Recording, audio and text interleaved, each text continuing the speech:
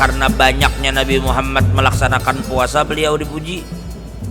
Tetapi Nabi dipuji innaka la'ala khuluqin azim. Nabi itu dipuji karena akhlak sirin. Maka Nabi itu mengumpuli darah sirin dengan tangan. Berdarah muha Nabi kesir. Dikumpuli Nabi darah dengan tangan. Lalu Nabi sapukan lagi ke muha sirin. Sampai sahabat itu menegur, ya Rasulullah, kenapa jadi pian seperti itu? Buang aja sudah darah itu ke tanah.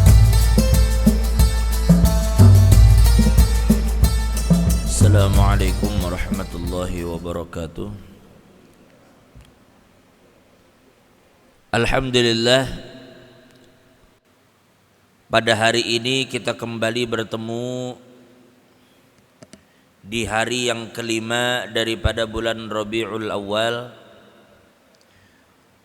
yang mana kita bersama-sama menyaksikan dimanapun kaum muslimin berada, mereka bergembira dengan bulan yang di bulan itu dilahirkan Nabi Muhammad sallallahu alaihi wasallam. Allah Subhanahu wa taala berfirman di dalam Al-Qur'an, "Qul bi fadlillah wa bi rahmatihi fabidzalika falyafrahu." Allah Subhanahu wa taala berfirman, "Wahai kekasihku Muhammad,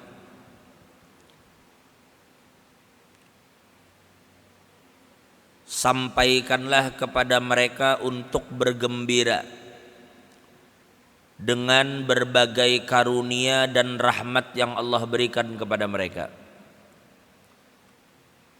Huwa khairum mimma yajma'un, karena itu lebih baik dari apa yang selama ini mereka kumpulkan." Kita disuruh gembira dengan karunia dan rahmat Allah. Sedangkan ulama sepakat tidak ada karunia yang lebih besar daripada diutusnya Nabi Muhammad SAW sebagai rahmat bagi seluruh alam.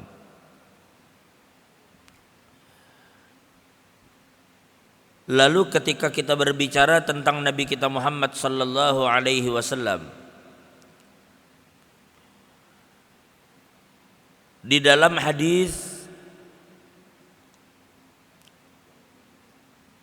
yang diriwayatkan oleh Sayyidina Abu Hurairah, beliau menceritakan kana Rasulullah sallallahu alaihi wasallam yusalli hatta tarima qadamah. Nabi Muhammad itu salat sampai kaki beliau itu bengkak. Coba pian bayangkan sembahyang sampai batis bangkak. Siapa di antara kita beribadat sampai bangkak batis? Amun bangkak, kadang bangkak juga cuma dasar bangkak asam urat. Belum sembahyang sudah bangkak berdahulu. Ini Nabi Muhammad ketika sholat saking lamanya berdiri sampai bangkak.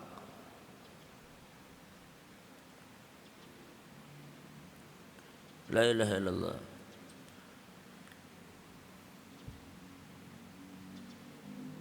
Sampai Nabi Muhammad itu ditanya, "Ataf'alu hadza wa qad ja'aka anna Allaha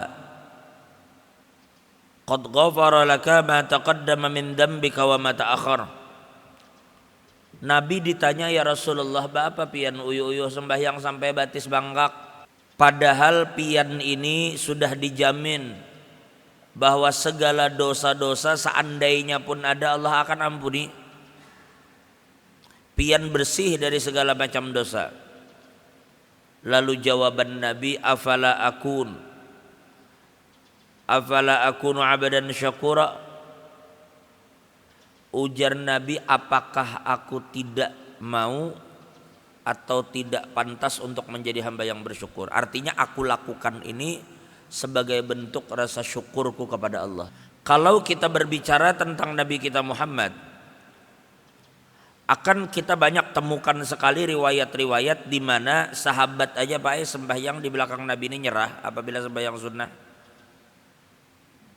Itu undur sahabat kalau sembahyang sunnah di belakang Nabi. Karena tidak ada satupun orang yang lebih kuat bersembahyang beribadat dibanding Nabi Muhammad. Tidak ada orang yang lebih kuat di dalam membaca Al-Quran lebih dari Nabi Muhammad. Tidak ada orang yang lebih senang berpuasa lebih dari Nabi Muhammad. Tetapi poin yang kita bahas hari ini adalah dengan ibadah yang selama ini kita dengar dan kita ketahui yang tidak ada satupun yang menyamai Nabi Muhammad, tetapi Allah tidak memuji Nabi karena itu. Bukan karena banyaknya sholat Nabi dipuji, bukan karena banyaknya membaca Al-Quran dan karena banyaknya Nabi Muhammad melaksanakan puasa beliau dipuji, tetapi Nabi dipuji innaka la'ala khuluqin azim. Nabi itu dipuji karena akhlak sidin.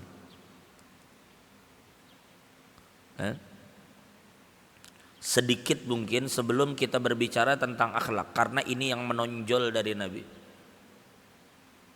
Sampai dikatakan wa kana sallallahu alaihi wasallam ahsanan nasi khuluqan wa khalqa. Nabi Muhammad itu Pak Ai adalah orang yang paling baik fisiknya yang Allah ciptakan dan juga paling baik akhlaknya. Jadi kalau Bapak bicara bebungas-bungasan antara Nabi Muhammad dengan Nabi Yusuf, maka ulama sepakat Nabi Muhammad lebih bungas daripada Nabi Yusuf. Suatu hari ada Sayyidina Jabir bin Samurah, salah satu sahabat Nabi. Beliau berkata, "Ra'aitu Rasulullah fi lailati udhiyan." Aku melihat Nabi di satu malam yang begitu terang, di malam purnama ya bahasa kita. Wa inni la anzuru ilaihi wa ilal qamar, dan aku malam itu benar-benar memperhatikan Nabi dan kena setemat aku melihati bulan yang sedang bersinar. Kena kulihati bulan, kena kulihati Nabi, kena kulihati bulan, kulihati Nabi. Kesimpulannya ujar Sidin, walahu indi ahsanu minal qamar. Maka menurutku aku berkesimpulan bahwa Nabi Muhammad jauh lebih mempesona dibanding bulan purnama. Kalau perempuan di zaman Nabi Yusuf itu tegores jari gara-gara kada sadar, Rahat mengupas buah, Nabi Yusuf lewat, terpesona dengan bungasan Nabi Yusuf, tetatak jari, telukai jari, tapi kada sadar. Seandainya sadar, kadanya hakun melukai jari, nya kada sadar. Tetapi Nabi Muhammad, sahabat beliau itu dengan sadar mengorbankan nyawa untuk membela Nabi Muhammad.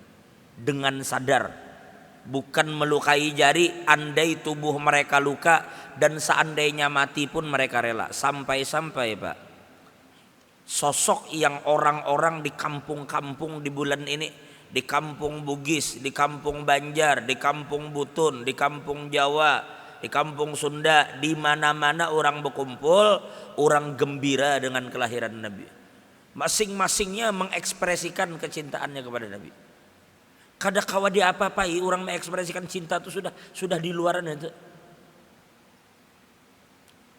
Sampai orang kafir tupai geleng-geleng kepala. Ini terjadi ketika ada salah seorang sahabat Nabi ditawan.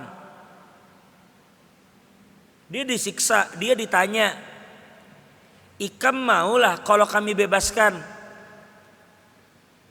Maulah ikam kami bebaskan, tetapi Muhammad menggantikan ikam di sini, kami siksa. Bertukar, kami tangkap Muhammad, ikam kami bebaskan. Maka sahabat ini menjawab, demi Allah, jangankan Nabi disiksa, aku bebas. Nabi disiksa, jangankan itu. Seandainya aku bersantai di rumah, lalu Nabi Muhammad teinjak sebiji duri aja, aku kada rela. Apalagi Nabi disiksa. Artinya lebih baik aku disiksa daripada harus Nabi yang disakiti. Mendengar jawaban itu Pak, orang kafir ulun ulang lah, ini bukan Islam. Orang yang saat itu kafir yang menyiksa sahabat ini geleng-geleng kepala dan dia berkomentar, wallahi ma ra'aitu ahadan yuhibbu ahadan mithla hubbi ashabi Muhammadin li Muhammad. Demi Allah, saat itu orang pun percaya dengan Allah. Aku tidak pernah menyaksikan ada manusia mencintai orang lain lebih dari sahabat Nabi Muhammad mencintai Nabi Muhammad. Tidak ada umat yang mencintai nabinya lebih dari umat Nabi Muhammad mencintai Nabi Muhammad. Ya Allah. Inilah Pak kenapa ada salah seorang sahabat yang bernama Sayyidina Miqdad. Ketika terjadi pertempuran Badar, 313 orang yang notabennya mereka itu sebagiannya ada yang budak, ada yang bekas budak, ada yang pedagang, yang mereka itu bukan pasukan perang, berhadapan dengan 1000 orang yang datang memang untuk membunuh Nabi dan menghancurkan pasukan beliau. 1000 ini memang dipersiapkan untuk berperang dengan alat yang lengkap. Logika kada menangkap saat itu. 300 orang campuran berhadapan dengan 1000 yang memang terlatih perang. Maka Nabi meminta pendapat, ingin mendengar bagaimana sahabat berkomentar. Maju satu orang sahabat Nabi namanya Sayyidina Miqdad. Miqdad ini lahirnya di Yaman tetapi hidup di Mekah dan berhijrah bersama Nabi ke Madinah. Miqdad menjawab, ya Rasulullah, ma naqulu biqauli ashabi Musa li Musa. Ya Rasul, kami tidak akan mengatakan apa yang dikatakan oleh umat Nabi Musa kepada Musa. Kami ini bukan umat Musa, maka kami tidak akan katakan apa yang mereka katakan. Dulu ketika Nabi Musa berhadapan dengan satu pasukan di satu kota, untuk memasuki kota itu umat Nabi Musa serentak. Entah mungkin karena mereka melihat kejadian ketika Nabi Musa dikejar Fir'aun, itu Nabi Musa sendiri memukul laut, akhirnya mereka selamat dan tidak ada perlawanan sama sekali. Lalu di situ mungkin bubuhannya berucap, ketika sudah berhadapan pulang dengan musuh, ujar mereka, idhab fadhab anta wa rabbuka faqatila. Nabi Musa, silahkan pian maju lawan Tuhan sampean. Silahkan sampean maju dengan Tuhan sampean. Inna hahuna qaidun, kami nunggu di sini. Bila menang, kena kabari kami. Kami masuk juga kena ke situ. Jadi urusan ini diserahkannya lawan Nabi Musa. Pian kan Nabi, pian kan jagau, pian kan parak lawan Tuhan. Silahkan pian lawan Tuhan pian, urus bubuhannya itu, kami nunggu di sini. Ujar Miqdad, kami tidak begitu. Tetapi kami katakan kepadamu ya Rasulullah, idhab anta wa rabbuka faqatila wa inna ma'akuma muqatilun. Wahai Rasul, silahkan pian pergi bertempur bersama Tuhan pian, dan kami akan selalu menyertai pian di dalam setiap pertempuran. Artinya sedikit kami kada akan tertinggal. Itu jawaban orang Muhajirin. Maka Nabi melihat orang Ansor. Maka tatapan Nabi ini dijawab oleh Sayyidina Sa'ad ibn Mu'adz. Sa'ad ibn Mu'adz ini orang Pak, beliau itu berislam di hadapan Nabi itu. Lah, beliau meninggal. Itu keislaman beliau itu mungkin belum sampai 10 tahun. Hanya beberapa tahun saja. Tetapi ketika beliau wafat, itu arasy Tuhan terguncang. Arasy tuh geger. Ketika Nabi memandang orang Ansor, Sa'ad bin Mu'adz menyahut, ya Rasulullah ka'annaka turiduna. Ya Rasulullah, ulun pikir pian ini hendak mendengar jawaban kami. Lalu ujar Nabi, iya aku hendak dengar apa komentar kalian. Maka Sa'ad bin Mu'adz mengatakan, ya Rasulullah, qad amanna bika. Kami ini ya Rasul sudah beriman lawan pian. Wasaddaqnak, dan kami membenarkan apapun yang pian sampaikan. Kami baiat pian. Singkatnya ujar Sayyidina Sa'ad, ya Rasulullah, seandainya dihamparkan di hadapan kami lautan yang memisahkan antara kami dan musuh-musuh kami. Lalu pian perintahkan kami untuk menerjunkan kuda kami ke dalam laut itu, kami akan seberangi lautan itu, ma takhallafa minna rajulun wahid, dan tidak akan tertinggal satupun di antara kami di belakang. Kami pasti akan seberangi dan kami akan umpati perintah pian. Sir ala barakatillah, maka ya Rasul silahkan teruskan pertempuran ini dengan keberkahan dari Allah. Mendengar itu Nabi gembira. Lalu Nabi katakan siru wa abshiru. Maka ujar Nabi, ayo kita mulai pertempuran ini dan gembiralah dengan janji kemenangan yang diberikan oleh Allah Subhanahu wa taala. Nah itu sahabat. Makanya gharam, hubbun aqim, ini cinta yang logika kadang kamu lagi mengukur. Ada nenek-nenek anaknya mati ketika pertempuran. Ketika sahabat datang, orang bertakziah, sedih melihat nenek ini berkirim anak, ternyata anak sendiri terbunuh di perang Uhud. Begitu sahabat datang, ini namanya rombongan pembuka, karena biasanya Nabi itu terdiri dari 3 rombongan. Rombongan pembuka, lalu rombongan utama, di belakang ada penutup untuk mencari barang-barang yang tercecer di sepanjang perjalanan.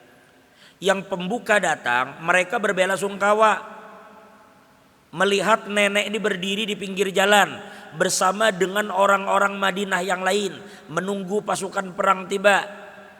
Maka mereka menangis melihat nenek ini.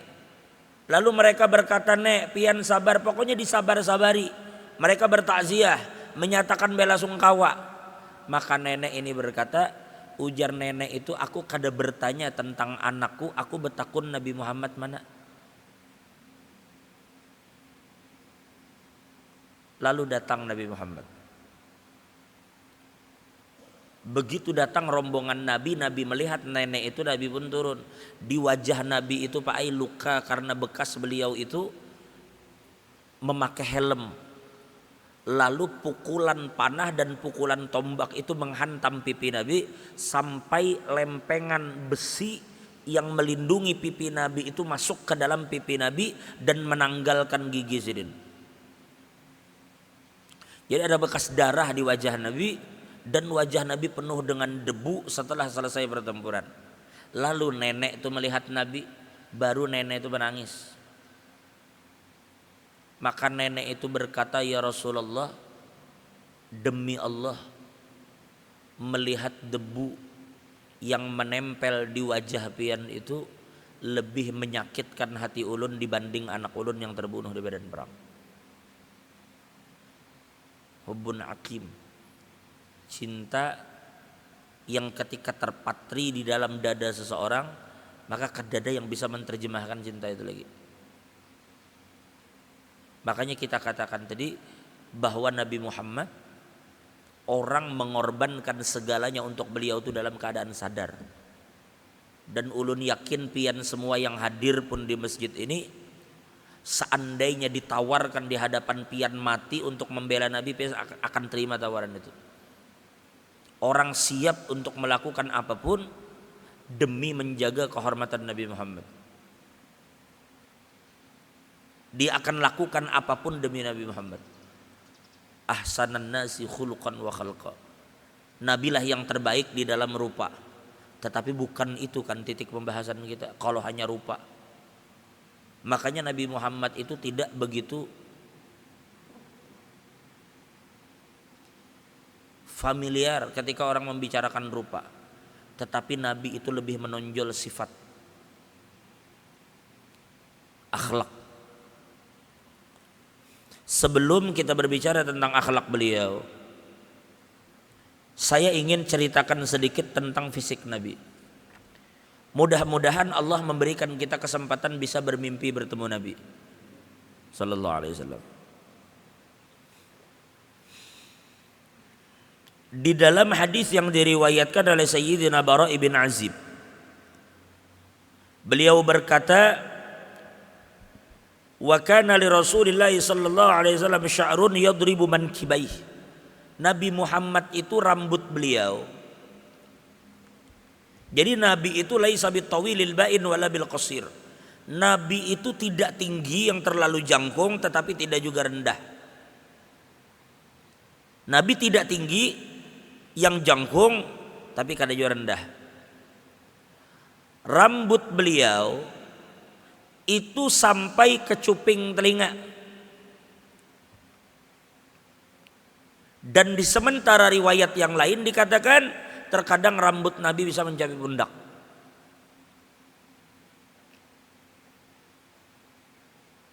Dan Nabi Muhammad itu berkulit putih kemerah-merahan.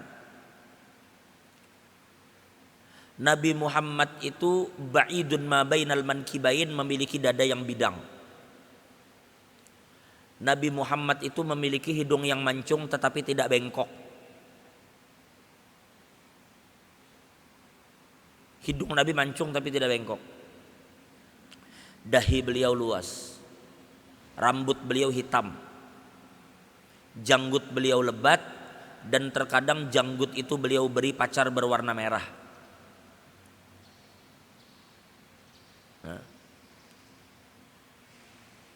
Apabila beliau berjalan, wa idza masya takaffa'a takaffu'an ka'annama yanhattu min sabab. Apabila Nabi berjalan, maka beliau berjalan seakan-akan menuruni lereng, seakan-akan menuruni gunung. Coba Bapak perhatikan, orang kalau turun gunung itu mesti kakinya ini berpijak dengan kokoh. Bahkan ulun pernah melihat ada sementara ahli kesehatan mengatakan bahwa beban ketika seseorang naik dan turun gunung itu lebih besar ketika turun gunung. Karena semua tubuh ini bertumpu di kaki kita. Kita turun gunung tuh. Maka Nabi itu berjalan seperti itu. Maksudnya pijakan Nabi itu kokoh ketika berjalan. Nah, Nabi Muhammad bola mata beliau itu hitam.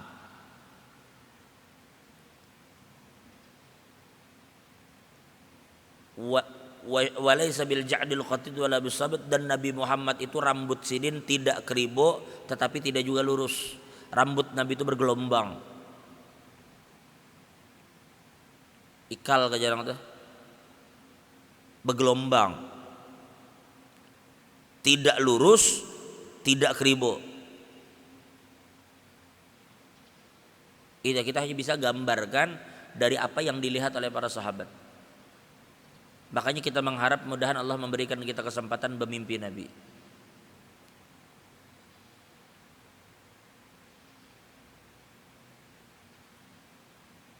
Ujar Sayyidina Ali, lam ara qablahu wala ba'dahu mithlah.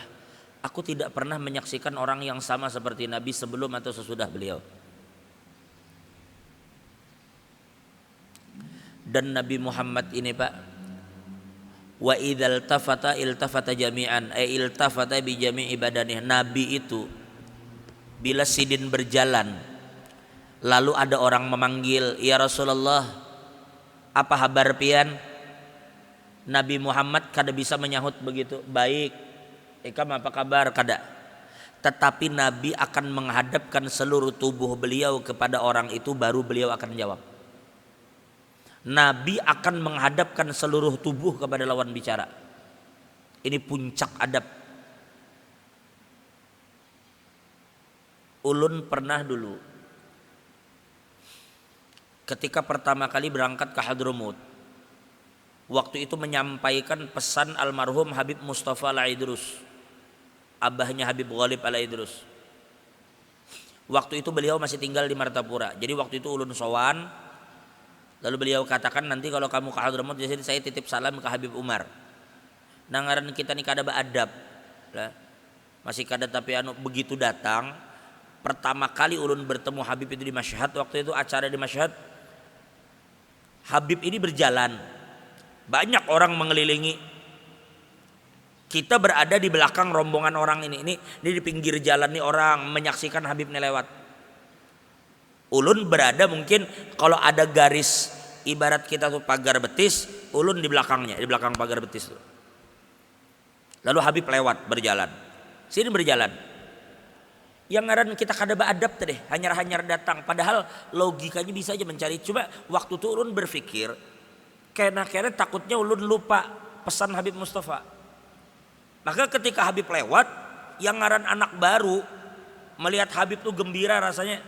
Maka ketika beliau lewat, ulun langsung sampaikan, ujar ulun, assalamualaikum Habib, ada salam dari Habib Mustafa bin Segap Al-Aidrus di Banjar.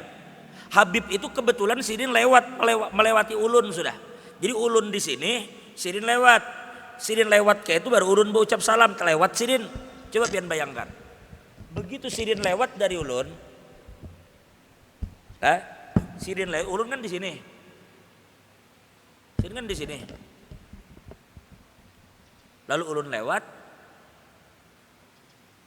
Sidin lewat, ulun beri salam, Bib ada salam dari Habib Mustafa. Sidin begitu lewat tadi, padahal Habib itu berjalan cepat. Tampaknya mungkin apakah Sidin ada acara atau apa, pokoknya Sidin berjalan cukup cepat. Nah, ketika ulun katakan Bib ada salam dari Mustafa, Sidin langsung stop. Sidin stop, Sidin berbalik menghadap ulun. Lalu Sidin senyum, lalu beliau jawab alaika wa alaihi salam. Uma ulun waktu itu rasanya itu rasa kayak kada berjejak di tanah lagi. Sidin stop, berpaling, senyum dulu. Lalu beliau jawab salam itu. Sama Nabi Muhammad tuh, sama persis mengumpati Nabi. Maka kita yang ini merasa, makanya wajar dulu di antara ulama kita mengatakan, terkadang bila orang datang bertamu kepada orang-orang yang benar-benar mengikuti akhlak Nabi ini, para ulama, maka niscaya mereka merasa bahwa dialah orang yang paling dekat dengan ulama itu. Kenapa? Karena kehangatan mereka di dalam menyambut tamu itu. Padahal terkadang kita baru pertama bertemu, tetapi akhlak mereka itu. Ini Nabi Muhammad. Makanya ujar Sayyidina Ali, man ra'ahu habah.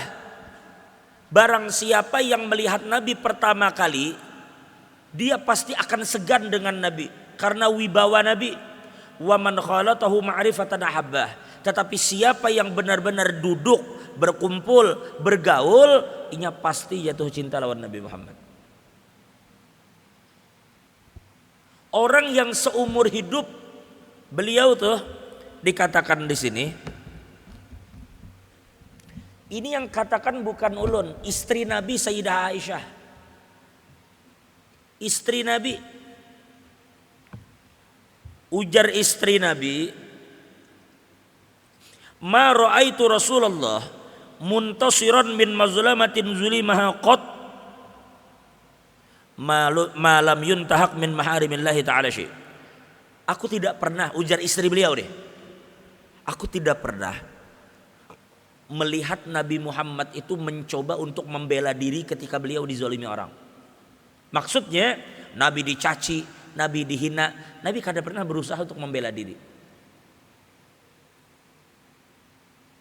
Beliau lebih memilih menerima dan bersabar dengan berbagai ujian yang ditimpakan kepada beliau. Tetapi selama tidak ada hukum Tuhan yang dilanggar. Tapi kalau sudah urusan syariat Allah yang dilanggar, ujar Sayyidah Aisyah, kana min asyaddihim fi dzalika ghadaba. Maka nabilah orang yang menjadi yang paling pertama murka apabila ada hukum Tuhan dilanggar. Makanya dikatakan idza duyya haqqullah lam yaqum ahadun li ghadabih. Apabila sudah ada hukum Allah yang disia-siakan, maka tidak ada satupun orang yang berani karena marahnya Nabi Muhammad. Jadi kalau kita berbicara sosok Nabi la ilaha illallah, pernah satu hari Pak, ada seorang nenek-nenek, Bapak bayangkan, ada seorang nenek-nenek datang kepada Nabi, diketok pintu Nabi, tok tok tok. Nabi buka pintu, ternyata nenek-nenek. Lalu nenek-nenek itu langsung saja tanpa basa-basi mengatakan, ya Rasulullah, saya ini punya hajat dengan sampean, ulun ada hajat. Melihat itu, jaka bahasa kita tuh Nabi berucap, ujar Nabi, nek, apa pian datang ke sini uyuh-uyuhnya?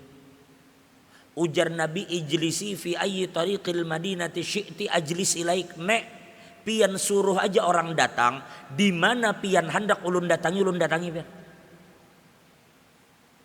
Kamana pian hendak ulun temui pian tunggu aja di mana pian mau. Padahal nenek itu bahajat.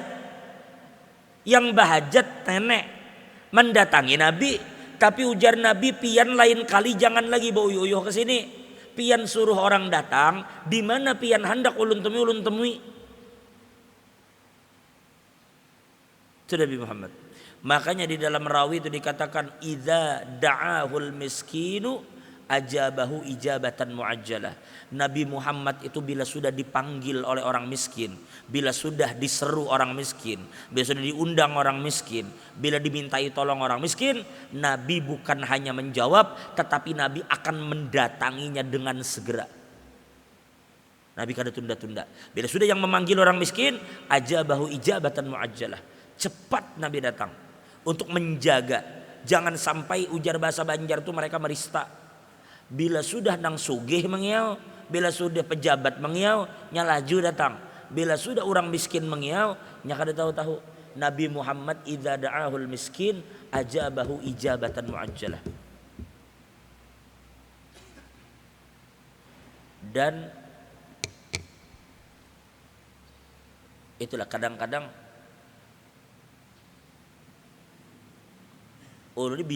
bilanya kadang terfikir lah hendak kayak hendak aja, apalagi pagi-pagi mengantuk begini. Kadang-kadang ada saya terfikir di kepala di cerita lucu ada ulun sampaikan ke pian, tapi terkadang cerita tentang Nabi ini mau olah hati kita tuh tenang. Kadang-kadang ulun di beberapa masjid itu terkadang lah, kadang kita spontan saja dalam momen tertentu ingin melontarkan cerita lucu itu supaya orang tertawa, terhibur. Ya wajar menghibur orang kan bagus. Tetapi terkadang lah cerita yang sudah kita lontarkan tentang Nabi ini kadang-kadang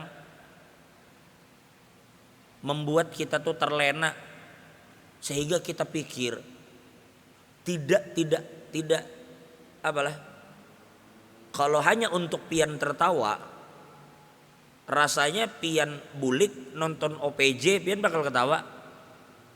Pian setel aja OPJ atau lawak di TV di YouTube tertawa tuh pian. Tetapi ulun ingat ujar Habib Ahmad Jindan, terkadang kita itu diminta orang, terkadang kita diundang orang. Niat orang yang mengundang nih kada semuanya sugi, ada nang miskin kesian. Orang miskin di bulan Maulid inya gembira, mengekspresikan kegembiraannya itu kasihan. Lalu inya mengundang penceramah. Karena bentuk kegembiraannya diundangnya penceramah untuk menceritakan Nabi. Maka wajib hukumnya kita ceritakan Nabi kepada mereka. Karena ujar beliau, apabila orang-orang miskin ini berkumpulan duit, lalu membayar orang untuk menceritakan Nabi, lalu kita ngalor ngidul kada lagi berbicara tentang Nabi, kita khianat lawan mereka.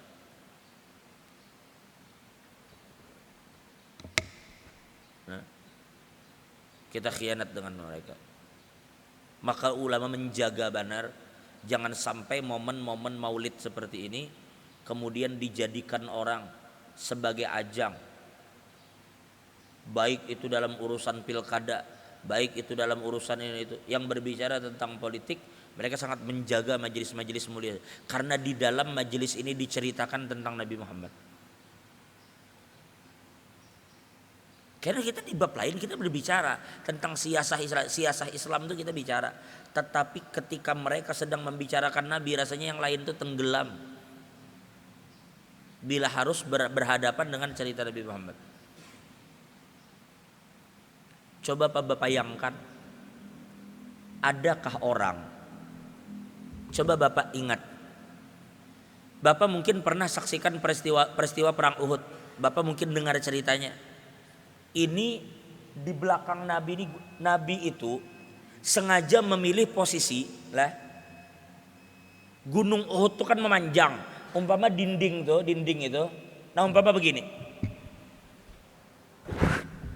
Itu dinding, itu seperti gunung. Dinding ini napas kayak Mau liter L gini gunung. Nah, di sini pas bujur ada celah gitu aja dah. Paham ya lah? Ini ada gunung lagi, gunung rumah namanya. Yang di sini Nabi meletakkan pemanah. Maka Nabi berperang sengaja membelakangi gunung supaya musuh itu hanya dihadapi Nabi dengan satu arah. Jadi pertempuran ini berjalan searah antara 700 orang kaum muslimin berhadapan 3.000 orang kafir. Jadi Nabi fokus saja menghadapi musuh di depan. Nah, di musuh di sana, Nabi sengaja mengambil nih gunung yang kecil, ini deretan gunung yang besar. Tidak ada celah untuk sampai ke Nabi kecuali dari depan dan ada sedikit celah nih di belakang. Nah, ini yang Nabi letakkan para pemanah untuk menjaga jangan sampai ini diterobos. Karena bila ini diterobos, Nabi akhirnya menghadapi musuh dari depan dan belakang. Nah, orang kafir saat itu, mereka ini di depan, di tengah, dipimpin secara umum oleh Abu Sufyan. Lalu kanan dan kiri itu dipimpin oleh Ikrimah, pasukan berjalannya, dan Khalid bin Walid, pasukan berkudanya. Seperti yang Bapak dengar, Bapak tahu, berjalan pertempuran ini dan di awal dimenangkan oleh kaum muslimin. Dimenangkan oleh kaum muslimin. Nabi sudah wanti-wanti nih. Ujar Nabi, apapun yang terjadi, kami menangkah, kami kalahkah, kami matikah, jangan turun mulai gunung ini. Nabi perintahkan, apapun yang menangkah, kalahkah, jangan turun mulai sini. Ternyata di awal menang. Maka musuh ini lari kocar kacir. Kocar kacir. Merasa musuh lari mundur ke sana. Akhirnya kaum muslimin ini langsung mengumpulkan barang-barang yang ada berserakan. Ada pedang, ada tombak, ada zirah, ada helm, macam-macam kumpulkan sebagai rampasan perang. Yang di atas ini kita menang. Ayo umpat mengumpulkan lawan yang lain. Tetapi ada sebagian mereka mengingatkan, kita ini diperintahkan Nabi menang kalah tetap di sini jangan tinggalkan. Oh, kadajar bubuhannya kita sudah menang. Ayo kita kumpulkan. Lalu mereka turun. Ternyata Khalid bin Walid mulai jauh melihat itu. Maka mereka terus saja berlari, seakan-akan mereka ini lari dan terus dikejar, padahal mereka tuh memutari gunung. Dengan sangat cepat Khalid bin Walid merangsek masuk ke dalam lubang yang kecil ini tadi. Dan yang pertama kali disasar adalah sisa-sisa orang yang di atas gunung yang kada seberapa itu. Karena sebelumnya sudah dicoba untuk menerok, kada bisa. Ada pemanah yang siap memanah ketika mereka lewat, makanya kada kawal lewat. Makanya begitu pemanah ini turun, tertinggal hanya beberapa orang. Ini yang pertama kali dibunuh. Lalu mereka, nah saat itulah Nabi Muhammad menghadapi musuh dari depan dan belakang. Nah ini awal petakanya di situ. Lalu paman Nabi Sayyidina Hamzah terbunuh. 70 orang kaum muslimin yang terbunuh di pertempuran Uhud. Tapi ulun sedang mencari sampai sekarang. Di setiap buku-buku sirah tidak terdapat satupun cerita atau riwayat Nabi menyalahkan sahabat yang menjaga gunung itu. Justru yang ulun temukan, Nabi Muhammad itu saat itu, nah itulah terjadinya asal mula Islam itu dipukul balik. Karena yang tadinya lari kembali lagi, yang ini sudah terlanjur ada di belakang. Jadi kaum muslimin ini bujur-bujur itu kacau sudah. Sampai dalam bahasa sirah itu kawan tahan kawan sudah. Kalut sudah. Depan belakang musuh. Nah ini disinilah yang Nabi itu sampai berdarah. Sampai gigi beliau itu tanggal. Karena kuatnya hantaman lembing itu sampai menusuk helm ini tadi. Karena helm ini di bagian pipi itu tidak tebal. Hanya sekedar menahan dari goresan pedang. lalu ditumbuk dengan tombak atau panah, lalu masuknya. Nah ini yang mematahkan gigi Nabi itu. Maka Nabi itu mengumpuli darah Sirin dengan tangan. Berdarah Nabi kesini. Dikumpuli Nabi darah dengan tangan. Lalu Nabi sapukan lagi ke Muhajirin. Sampai sahabat itu menegur, ya Rasulullah, kenapa jadi pian seperti itu? Buang aja sudah darah itu ke tanah. Harus berlumuran Muhapian dengan darah. Apa jawaban Nabi Muhammad? Ujar Nabi, aku tidak mau darah ini jatuh ke tanah. Karena aku takut, ujar Nabi, kalau sampai darah ini tertumpah, aku takut Allah murka dan Allah akan azab mereka dengan azab yang mereka tidak mampu sandang. Ini perang. Sahabat itu Pak sedang juga sudah, ya Rasulullah. Itu paman pian, itu paman Nabi itu Pak Sayyidina Hamzah. Itu memang ada satu orang bernama Wahsy. Itu dibayar, tujuannya cuma satu, bunuh Hamzah. Itu aja tugasnya.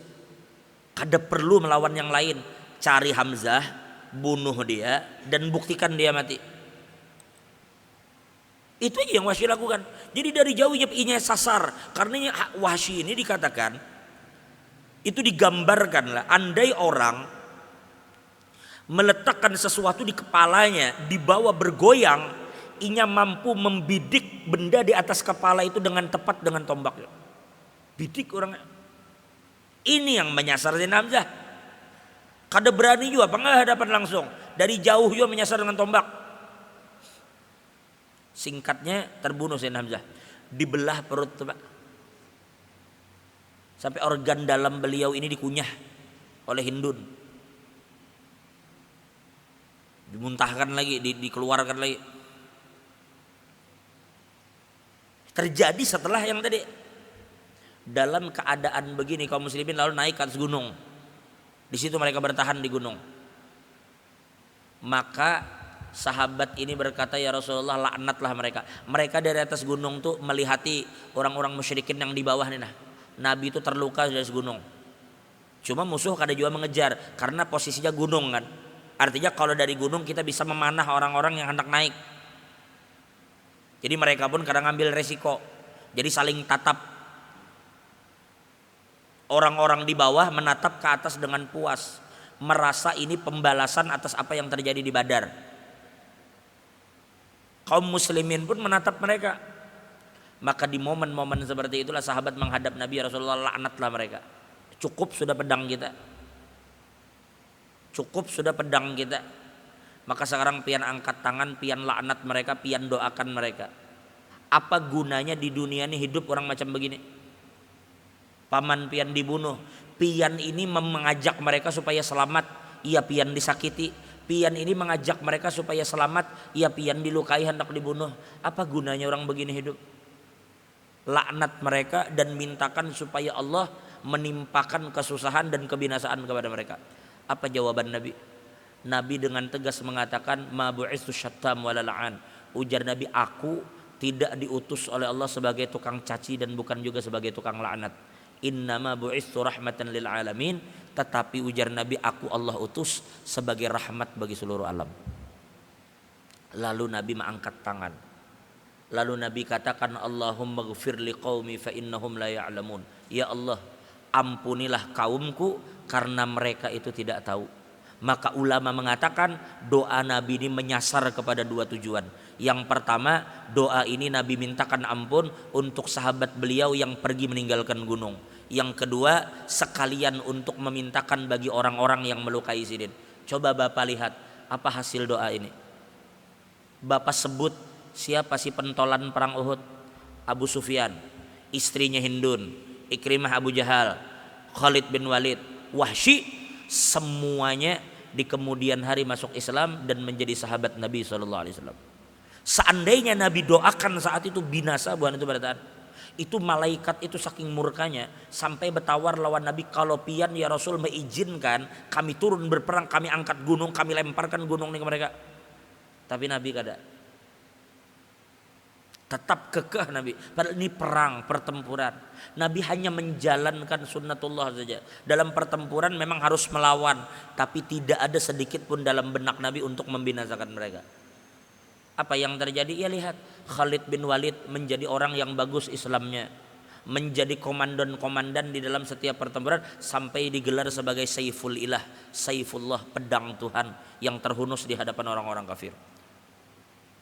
Siapa lagi? Ikrimah bin Abu Jahal menjadi penulis wahyu,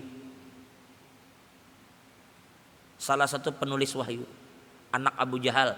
Anak Abu Jahal yang abahnya mati di perang Badar, wajarnya balas dendam di perang Uhud. Tapi setelah itu bang, Ikrimah inilah orang yang setiap kali hendak sembahyang itu pingsan. Bila hendak takbir pingsan. Kenapa? Merasa aku berhadapan lawan Tuhan, aku berhadapan lawan Tuhan. Ikrimah Abu Jahal. Wahsy yang menombak Sayyidina Hamzah, yang membelah dadanya, di kemudian hari dialah orang yang berjasa membunuh Nabi palsu Musailamah Al-Kadzab. Ada orang yang mengaku Nabi, diperangi di zaman Abu Bakar, dibunuh oleh Wahsy. Wahsy juga yang menombak. Maka setelah itu Wahsy berkata, dulu di masa aku sesat, aku membunuh manusia terbaik. Sekarang ketika Allah berikan aku hidayah, Allah memberikanku kesempatan membunuh manusia terburuk. Ya Musailamah Al-Kadzab tuh, Nabi palsu.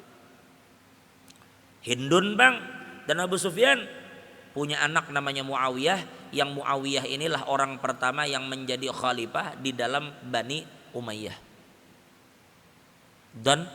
Nah, inilah rahmat Nabi dan kasih sayang Nabi. Dulu sedikit lagi lah. Dulu Nabi pernah berbaring di bawah pohon tanpa penjagaan sahabat. Pedang Nabi digantung di atas ranting, di atas dahan. Tiba-tiba datang orang kafir langsung merampas pedang itu. Lalu dia buka pedang itu, dia hunuskan di hadapan Nabi yang sedang duduk di bawah berbaring, bersandar. Lelaki ini berdiri di hadapan Nabi mau hunus pedang.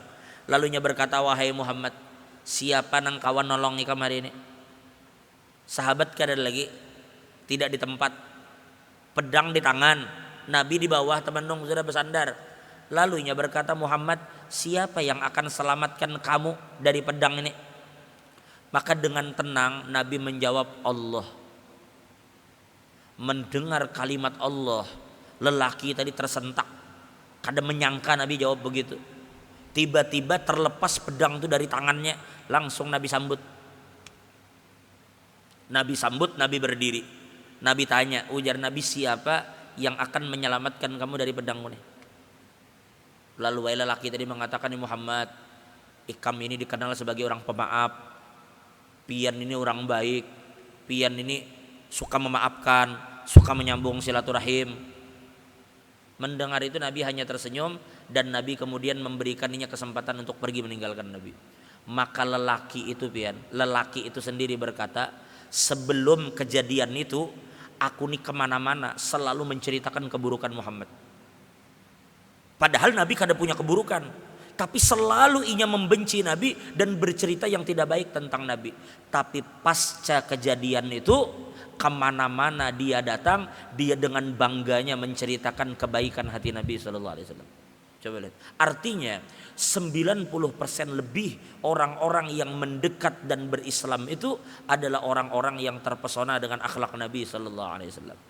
Sampai tidak salah Allah katakan dalam Al-Quran, innaka la'ala khuluqin azim. Sungguh engkau wahai kekasihku Muhammad berada di atas budi pekerti yang begitu luhur. Bukan ibadah Nabi yang Allah puji, tetapi akhlak Nabi yang Allah puji. Maka Nabi katakan, innama bu'istu rahmatan lil alamin. Aku diutus Allah sebagai innama bu'istu li utammima makarimal akhlak. Aku diutus untuk menyempurnakan akhlak manusia. Mudah-mudahan kita bisa mengikuti akhlak Nabi. Tidak bisa seluruhnya, setidaknya kita baca riwayat-riwayat tentang Nabi untuk kita ikuti semampu kita perjalanan Nabi Sallallahu Alaihi Wasallam. Artinya kalau ulun hendak ceritakan, ya kada bakal selesai juga. Sampai kapan sih cerita Nabi? Kada bakal habis. Tetapi inilah sekelumit cerita tentang Nabi kita yang bahkan menarik perhatian orang-orang Barat untuk meneliti tentang Nabi Muhammad. Sampai dengan jujurnya mereka menempatkan Nabi sebagai orang nomor satu yang paling berpengaruh di dunia. Sampai ada orang-orang barat itu berkomentar, kalau Muhammad itu adalah seorang pembohong, kalau Muhammad itu pendusta, tidak ada ujarnya kebohongan yang akan berjalan selama ribuan tahun. Ada kedustaan yang bertahan ribuan tahun. Tapi orang mengikuti Nabi dengan tulus ribuan tahun. Selalu orang tumpah banyu mata menangis mengingat Nabi Sallallahu Alaihi Wasallam. Di kota-kota, di desa-desa, di siang malam selalu ada hamba-hamba yang menangis.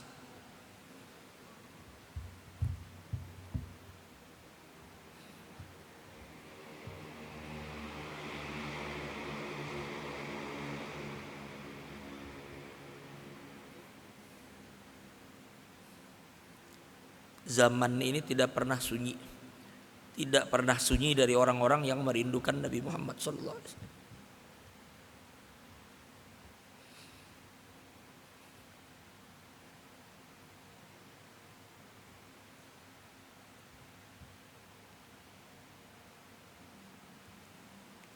Mudah-mudahan Allah menjadikan kita umat yang bisa membanggakan Nabi Muhammad sallallahu alaihi wasallam.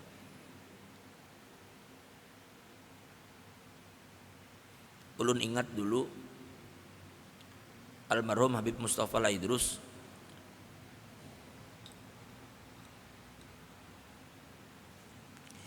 itu ketika kami ke Martapura, beliau ini Habib, cucu Nabi Muhammad, cucu Nabi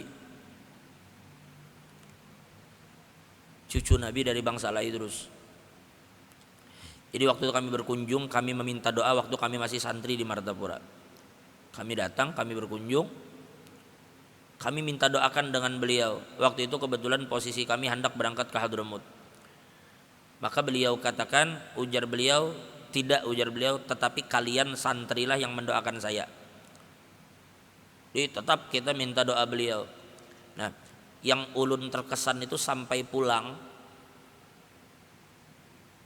itu beliau itu mengantar kami keluar tuh karena bersendal. Tidak bersendal, mengantarkan sampai keluar pagar.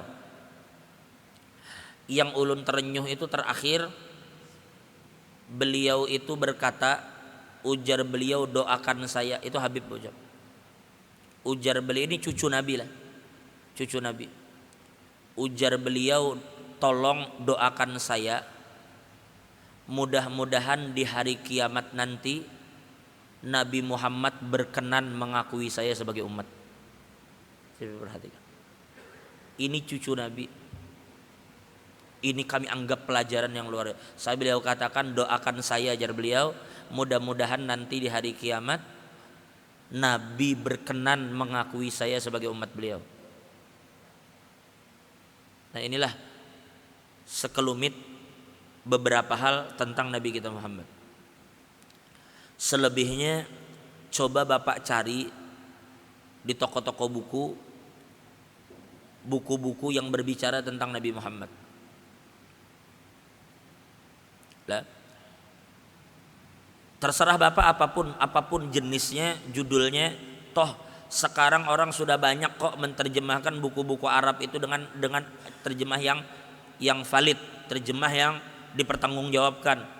Banyak buku orang jual, apakah itu di toko Aziz, apakah mungkin di Gramedia atau di toko buku yang lain, banyak orang menjual buku-buku sejarah Nabi Muhammad. Ratusan. Bapak beli, coba Bapak niatkan Bapak akan selesaikan baca itu di bulan Maulid misalnya, supaya kita lebih tahu sejarah Nabi kita Muhammad. Karena kalau bukan kita yang membaca sejarah Nabi kita, lalu siapa yang pian harap? Atau Bapak bisa cari nama kitab namanya Asy-Syama'ilul Muhammadiyah. Itu ditulis oleh Imam Tirmidzi, ditulis oleh Imam At-Tirmidzi atau At-Turmudzi sama aja, atau Tirmidzi At-Atur aja, At-Turmudzi atau At-Tirmidzi. Beliau ini mengumpulkan hadis dari kesaksian para sahabat dan istri Nabi yang membicarakan tentang Nabi. Pun sudah juga diterjemahkan orang dengan berbagai bahasa. Bahkan bahasa Indonesianya pun diterjemahkan dengan banyak sekali percetakan yang menerbitkannya dengan penerjemah yang berbeda-beda. Ada yang menerjemahkan saja, ada yang menerjemahkan disertai dengan sedikit penjabaran. Bapak silahkan cari saja, namanya Asy-Syama'ilul Muhammadiyah. Satu kitab yang khusus membahas tentang kepribadian Nabi. Kitab ini sangat lengkap. Di bab awal dibicarakan tentang fisik Nabi. Begini loh Nabi, begitu loh fisik beliau. Sampai diceritakan begini loh Nabi Muhammad memakai parfum, begini nah lauk Nabi, ini nah sayur yang disukai Nabi, begini nah Nabi memakai cincin, di jari mana Nabi memakai cincin, di tangan kanan kah di tangan kiri. Ini nah cara Nabi memakai pakaian dan mana pakaian yang disukai Nabi. Begini nah cara Nabi duduk, begini nah cara Nabi bersandar, begini nah cara Nabi berwudu, begini sifat malunya Nabi Muhammad. Semua diceritakan dengan begitu rinci di setiap babnya. Nama kitabnya Asy-Syama'ilul Muhammadiyah yang ditulis oleh Imam Tirmidzi. Saya cerita tentang kepribadian Nabi ditulis oleh Imam Tirmidzi. Maksud ulun, kalau Bapak dengar cerita ini dan Bapak dapat ilmu, Bapak meninggal, maka ilmu itu ikut masuk ke dalam kubur Bapak. Tapi kalau Bapak punya kitab, punya buku, Bapak meninggal, anak bini masih bisa membaca buku itu. Mereka akan baca tentang Nabi. Jadi ini buku letakkan di meja Bapak, di ruang tamu apa di mana yang Bapak sering duduk baca kira-kira ada waktu. Saya pernah datang ke salah satu dokter spesialis di Samarinda ini. Saya masuk ke ruangan beliau, seorang dokter. Dan beliau ini apa? Yang terbaik itu apa Pak Ado? Cum laude ya, kalau lulusan terbaik itu cum laude ya. Ya. Beliau ini salah satu lulusan terbaik, salah satu dokter di rumah sakit, dokter spesialis di Samarinda ini. Ulun masuk ke ruangan beliau. Ternyata di dalam ruangan praktek beliau ini penuh dengan buku-buku sejarah para nabi dan sholihin. Penuh lemarinya. Dan ketika saya masuk, beliau itu memang sedang membaca dan buku itu masih terbuka. Disertai dengan pulpen dan stabilo untuk mungkin beliau memberikan tanda-tanda di tempat-tempat yang beliau anggap penting. Rupa-rupanya ujar orang-orang di situ, beliau memang seperti itu. Apabila beliau menunggu pasien, beliau menyempatkan diri untuk membaca. Itu dokter dengan kesibukan yang seperti itu masih menyisakan waktu untuk membaca. Lalu ulun waktu itu selesai ulun periksa, hendak keluar ruangan, sudah diberi resep obat salajam. Sampaikan Masya Allah dok lah banyak banget buku-buku ini, artinya jadi kayak perpustakaan badi ujar sini. Dia itulah ajar beliau. Saya mengisi waktu saya untuk menambah ilmu saya beliau tentang agama ini.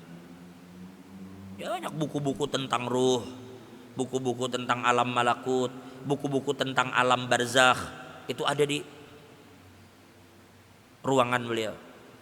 Artinya selaku seorang dokter yang begitu sibuk, tetapi kada pernah beliau menyisakan waktu terkecuali untuk membaca dan menambah ilmu pengetahuan. Memang seharusnya kita begitu. Nah jadi buku itu saya rekomendasikan, kitab Imam Tirmidzi tadi, karena ini hadis. Bukan karangan orang tetapi bersumber dari kesaksian para sahabat dan istri-istri Nabi terkait kepribadian Nabi dari apa yang mereka lihat selama ini tentang Nabi Muhammad.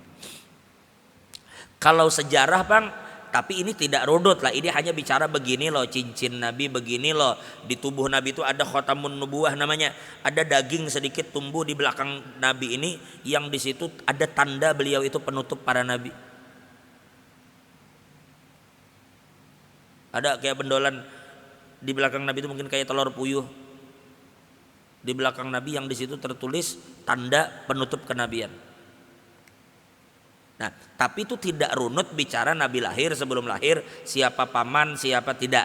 Itu hanya bicara tentang kepribadian sehari-hari. Nabi dengan pembantu kayak apa, bahwa Nabi Muhammad itu selama hidup tidak pernah mengatakan tidak kepada orang yang minta tolong. Itu di situ diceritakan. Nabi Muhammad itu tidak pernah memukul orang sama sekali kecuali dalam pertempuran. Nah, tapi Bapak cari buku lagi satu yang khusus berbicara sejarah secara runut. Dari proses Nabi sebelum lahir, kenapa Nabi dilahirkan di Jazirah Arab, apa hikmahnya Allah utus beliau di bangsa Arab, padahal saat itu Arab diapit oleh dua kekuatan besar, Romawi dan Persia. Apa hikmahnya Allah mengirim beliau di bangsa Arab? Bagaimana kehidupan Arab sebelum lahirnya Nabi? Itu runut cerita itu. tentang bagaimana datuk-datuk Nabi, bagaimana kakek Nabi, bagaimana orang tua Nabi, ketika Nabi kecil diasuh siapa saja yang menyusui beliau. Sampai dibuat unut per tahun. Nabi fase beliau berdagang, fase beliau dengan Khadijah beliau menikah, fase beliau menerima wahyu, fase beliau disakiti di Mekah, fase beliau dakwah, fase itu ada fasenya diurut. Pian cari saja banyak, ada tulisan Ibn Hisham. Sebenarnya Pak, dianggap Maghazi tertua itu karangan Ibn Ishaq. Tetapi sayangnya cerita sejarah itu sudah tidak ditemukan lagi hari ini. Tetapi orang menganggap sirah Ibn Hisham, salah satu sirah tertua, itu adalah ringkasan dari apa yang tertulis di dalam kitab sirahnya Ibn Ishaq. Nah, boleh dikatakan Ibn Hisham itulah salah satu rujukan dari penulis-penulis yang ada hari ini. Tetapi dari semua sirah yang ulun pernah baca, yang ulun rekomendasikan untuk pian baca, yang ulun tahu sudah ada terjemahnya, adalah cari namanya fikih sirah. Fikih sirah tulisan Dr. Ramadan Said Al-Buti, ulama dari Suriah yang beliau itu wafat syahid dibom di masjid ketika menyampaikan tafsir di malam Jumat. Dari pengajian begini di meja, Bapak masih bisa saksikan peristiwa itu di YouTube ada. Itu terjadi sekitar tahun 2012 apa 2013. Saat itu ulun pun masih di Hadramut. Beliau lagi mengajar di malam Jumat, tiba-tiba dibom. Bom itu meledak dan beliau meninggal di tempat itu.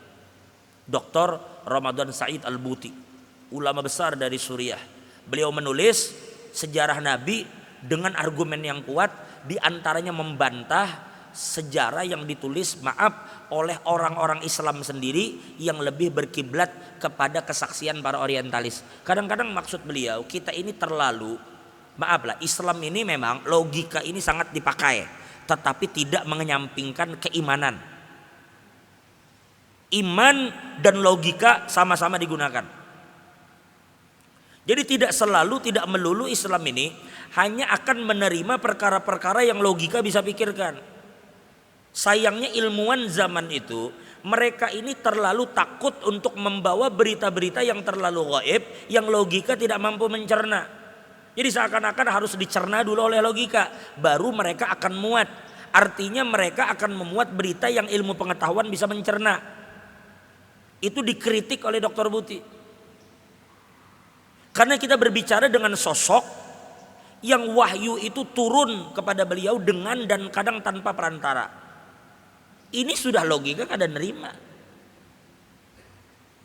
Jadi itu buku sirah tulisan Dr. Ramadan Said Al-Buti. Silakan Bapak cari apakah di toko buku atau di online. Banyak yang lain. Ada buku tulisan Syekh Sofiur Rahman Al-Mubarakfuri. Judulnya itu Ar-Rahiqum Maktum. Juga sudah diterjemahkan dan ini paling banyak terjemahnya karena dia adalah pemenang di dalam lomba menyusun sejarah Nabi Muhammad.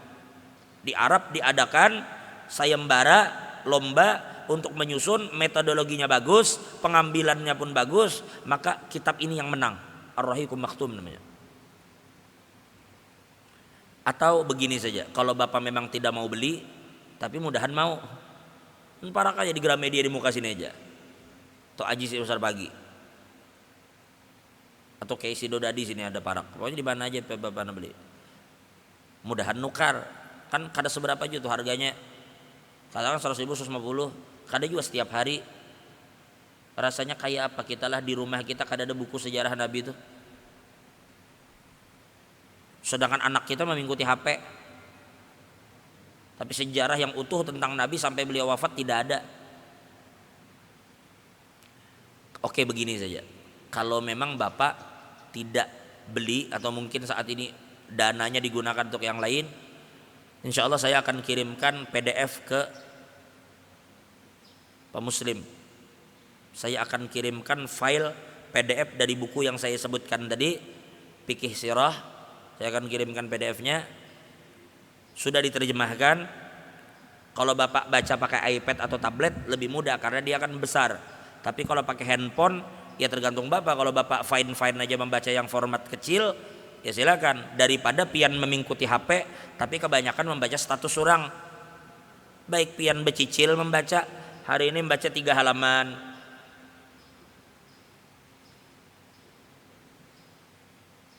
Kena 2 halaman,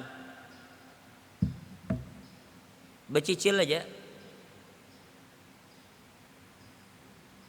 Ulun ini bukanlah sekedar anu aja, sekedar cerita saja bahwa di WC itu kan kita memang disuruh jangan lawas.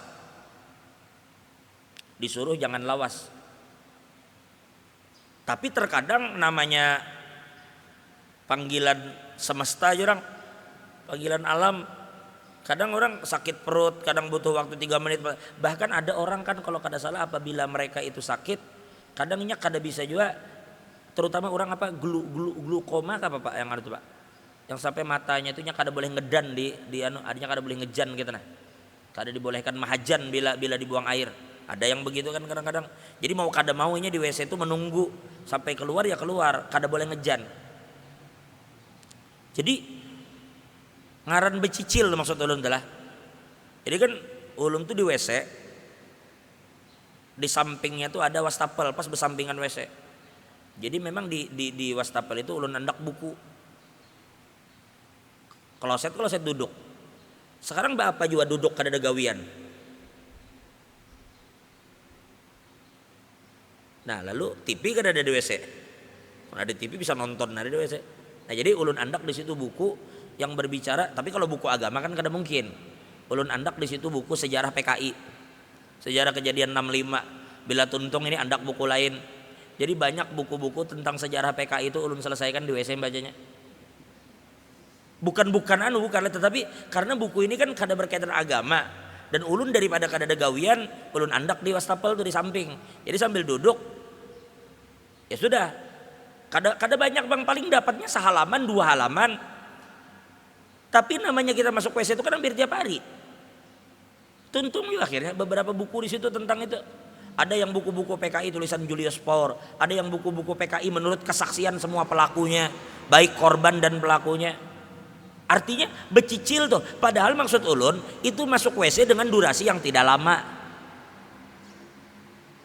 Toh ulun baca tuntung aja. Masa kita membaca sejarah Nabi Muhammad itulah, ini kita bicara konteks berbeda. Bicara sejarah Nabi Muhammad diandak di HP sambil menunggu kada ada gawian, kita menunggu kawan ada janji belum datang, bacai berapa halaman, scroll kada terasa, kita tutup. Toh ini ketika kita buka PDF kembali ke halaman itu lagi secara otomatis gitu loh.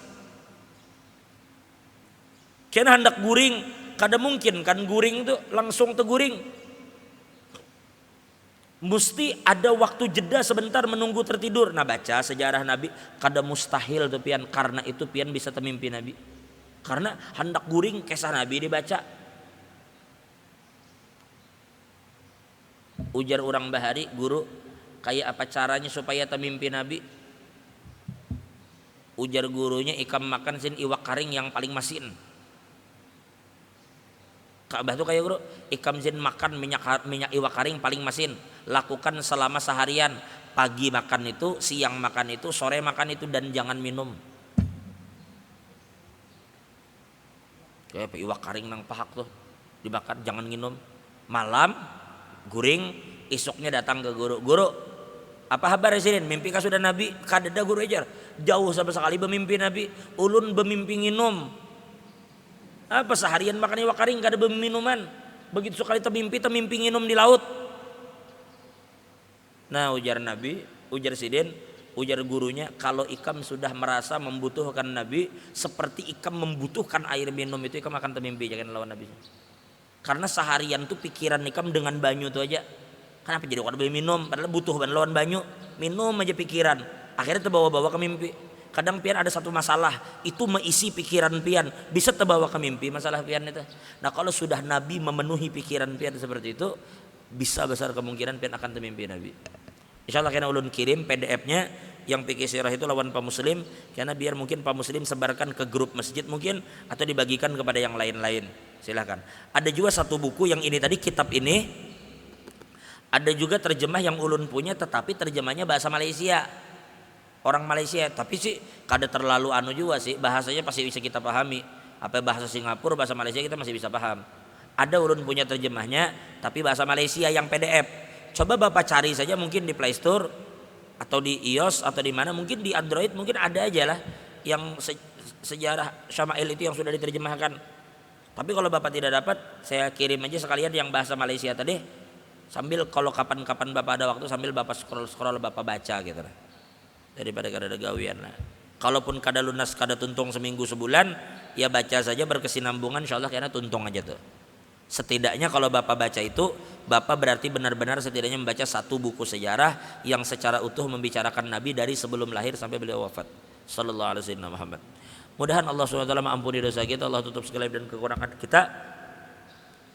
Dan mudah-mudahan kita semua ini hidup beriman, mati beriman, dan dikumpulkan bersama orang-orang beriman. Dan niatkan di dalam hidup kita untuk memberikan manfaat kepada orang lain terlepas dari apapun profesi kita. Pokoknya niatkan hidup untuk memberikan manfaat kepada orang lain.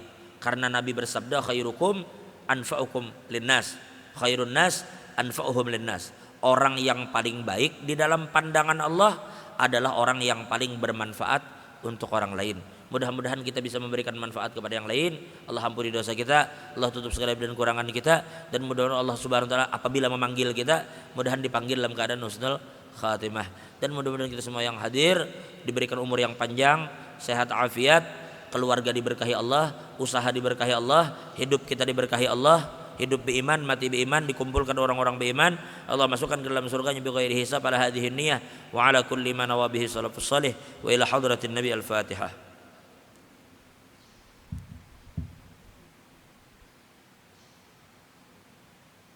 Amin ya Allah ya rabbal alamin. Bismillahirrahmanirrahim. Alhamdulillah rabbil alamin. Wassalatu wassalamu ala asyrafil mursalin sayyidina Muhammadin wa ala alihi washabihi ajma'in. اللهم استر عيوبنا وعيوب معلمنا ولا تذهب بركات علوم منا. اللهم اجعل جمعنا جمعا مرحوما وتفرقنا من بعده تفرقا معصوما ولا تجعل فينا ولا منا ولا معنا شقيا ولا محروما. اللهم اغفر لأمة سيدنا محمد. اللهم ارحم سيدنا محمد. اللهم استر أمة سيدنا محمد. اللهم جبر أمة سيدنا محمد. فرج عن أمة سيدنا محمد واجعلنا من خيار أمة سيدنا محمد. ربنا آتنا في الدنيا حسنة وفي الآخرة حسنة وقنا عذاب النار. صلى الله على سيدنا محمد وعلى آل سيدنا محمد. الحمد لله رب العالمين. تقبل الله منكم.